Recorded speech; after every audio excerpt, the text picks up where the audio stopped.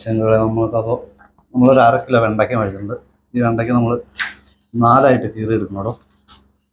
അടിപൊളി ഒരു വിഭവം ഉണ്ടാക്കാൻ വേണ്ടിയാണ് 4ആയിട്ട് കഴുകിയെടുത്തേക്കണം വെണ്ടയ്ക്ക. കീറിയെടുത്ത് നമുക്കൊരു പാത്രം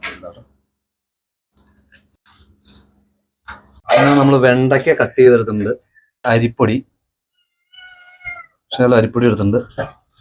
ഇത് നമുക്ക് വേണ്ടത് കടലമാവാണ്,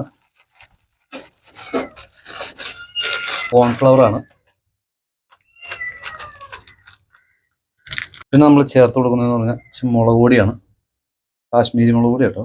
ഇത് ശകലം ഗരം മസാല ചേർത്ത് കൊടുക്കുന്നുണ്ട് ടേസ്റ്റിന് വേണ്ടി.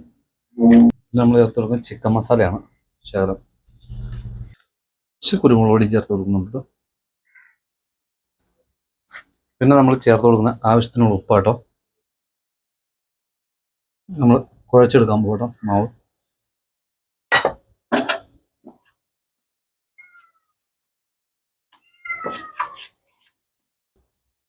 നമുക്ക് പൊരിച്ചു കൊടുത്തിട്ടുണ്ട്.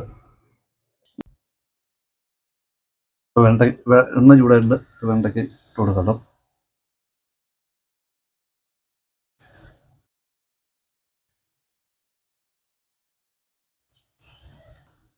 എല്ലാവരും സബ്സ്ക്രൈബ് ചെയ്ത് റെഡിയാക്കണേ ചാനലൊന്ന്. അതുപോലെ തന്നെ നിങ്ങളെല്ലാവരും ഒന്ന് ട്രൈ ചെയ്ത് നോക്കണം കേട്ടോ. വെണ്ടയ്ക്ക തിന്നില്ലാത്ത പിള്ളേർക്കൊക്കെ അടിപൊളി സംഭവം കേട്ടോ. വെണ്ടയ്ക്ക തൊട്ട് നോക്കില്ല തോന്നിയവർക്ക് 4 മണിക്കൊക്കെ പലഹാരത്തിനൊക്കെ ആയിട്ട് നമ്മൾ കൊടുത്ത് നോക്കുക. അടിപൊളി സ്നാക്സാണ്. പിള്ളേർ വീണ്ടും വീണ്ടും തട്ടിപ്പറിച്ച് മേടിച്ചു തരും. ഒരു തവണയെങ്കിലും ഒന്ന് ഉണ്ടാക്കി നോക്കേണ്ട സംഭവമല്ലോ.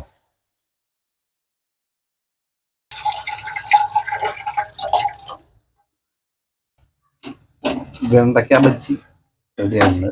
നിങ്ങൾ കഴിച്ച് നോക്കുന്നത് പിള്ളേർക്കൊക്കെ സ്കൂളിൽ കൊടുത്തു വിടാനൊക്കെ ആയിട്ട് സ്നാക്സ് ആയിട്ടൊക്കെ റെഡിയാക്കി എടുക്കാൻ പറ്റിയ സംഭവമാണ്. അടിപൊളി ടേസ്റ്റോട് കൂടിയുള്ള സംഭവമാണ്. ഇപ്പോൾ സബ്സ്ക്രൈബ് ചെയ്യുക, ലൈക്ക് ചെയ്യുക, ഷെയർ ചെയ്യുക, കമൻ്റ് ഇടുക. നിങ്ങൾ ഒരു തവണയെങ്കിലും ഇത് റെഡിയാക്കി നോക്കണം. ക്രഞ്ചി ആയിട്ടുള്ള ഒരു ഇത്. ഓക്കെ, പിന്നെ നമ്മുടെ വെണ്ടയ്ക്ക ബജ്ജി റെഡി ആയിട്ടുണ്ട്. എല്ലാവരും ട്രൈ ചെയ്ത് നോക്കണേ. അടിപൊളി സംഭവം കേട്ടോ. വെണ്ടയ്ക്കയും കൊണ്ട് ഇങ്ങനെ ഒരു സംഭവം ഉണ്ടാക്കാൻ പറ്റുന്നു ആദ്യമായിട്ട് കാണുന്നു.